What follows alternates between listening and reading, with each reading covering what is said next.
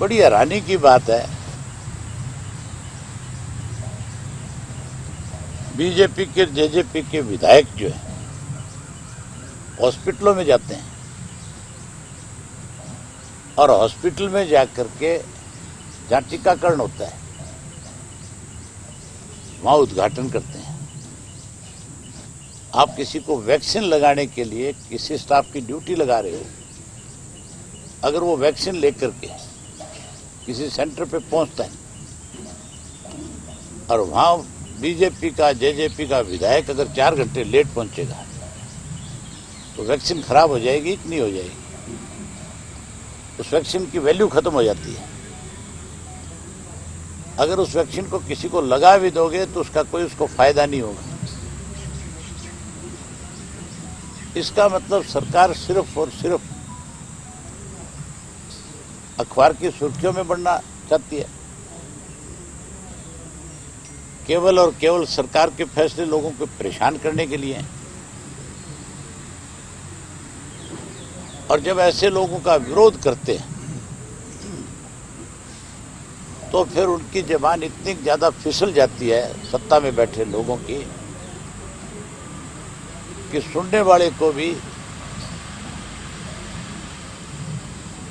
ना केवल शर्मिंदा होना पड़ता है बल्कि ऐसा लगता है कि व्यक्ति तो पंचायत के पंच के काबिल भी नहीं है।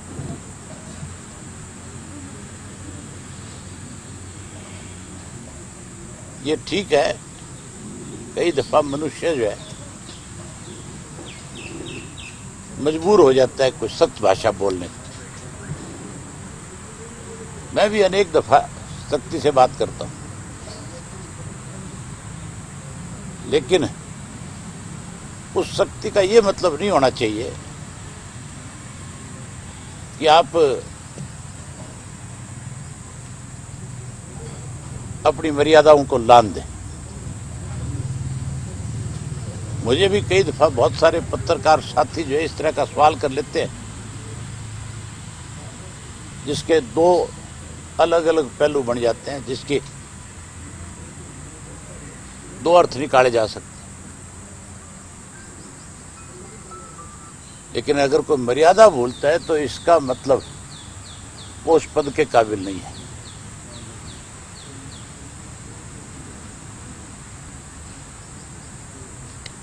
बबली जो है विधानसभा के अंदर किसानों के बारे में बहुत कुछ सहानुभूति बटोरने की कोशिश में था, लेकिन कहीं मुझे जो फीडबैक है उसकी अपने लालच में, कहीं अपने स्वार्थ के लिए उसने जो है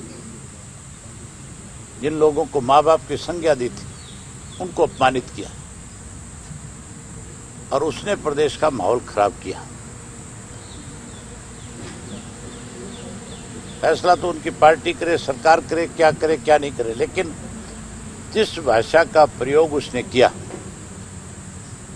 जैसे दूसरे किसानों के खिलाफ मुकदमे दर्ज किए गए, अरेस्ट किया गया, बबली के खिलाफ भी एफआईआर लॉन्च होनी चाहिए। और एफआईआर कोई ये नहीं कोई जाकर के कराए, सरकार को स्वयं इस पे संज्ञान लेना चाहिए, क्योंकि उसने पूरे देश के अंदर हरियाणा प्रदेश को अपमानित किया, बदनाम किया। इसलिए उसके खिलाफ जो एफआईआर लॉन्च हो और उसके खिलाफ भी उन्हीं धाराओं के तहत कार्रवाई हो। सबसे पहला पर्चा तो उसके खिलाफ इस बात का हो कि उसने लोगों को उकसाया। अगर किसी ने उसको रोकने की कोशिश करी तो बजाय गाली गलौच होने के, बजाय उस तरह की भाषा का प्रयोग करने के, रोक करके पूछता उनसे कि बताओ भी क्या चाहते हो मुझसे। मेरे उचाना हल्का के प्रोग्राम थे, उदाहरण बताता हूं आपको। और मैंने जैसे ही पहले दिन अपने प्रोग्राम स्टार्ट किए तो कुछ लोगों के पेट में दर्द हो गया और उन्होंने अपनी पार्टी के कार्यकर्ताओं की जिम्मेवारी लगाई कि तुम जाओ जाकर के अभय सिंह के खिलाफ प्रदर्शन करो, काले झंडे दिखाओ।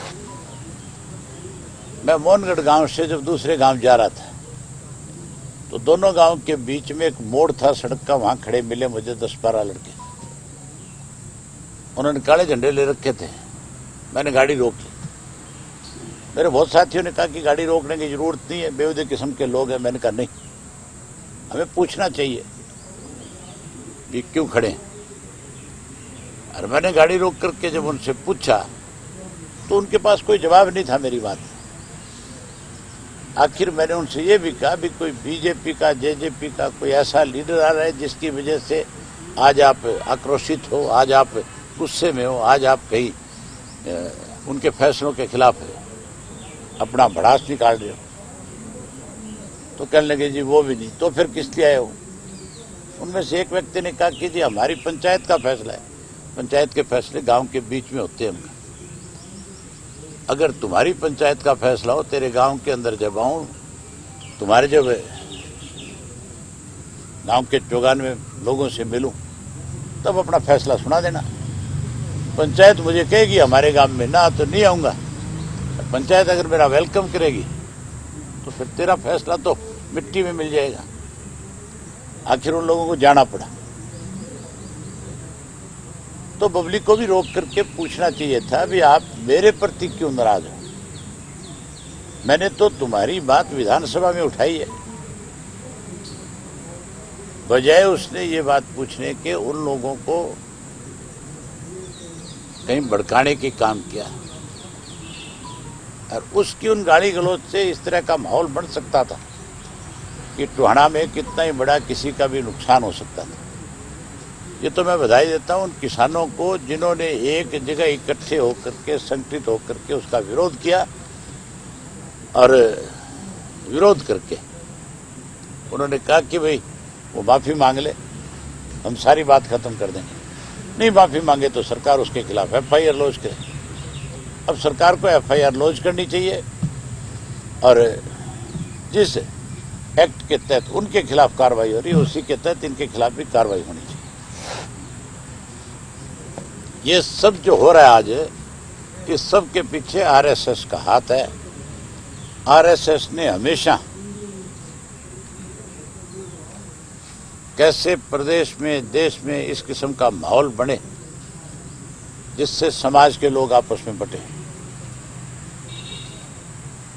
ये समाज को बांटने वाले लोग हैं।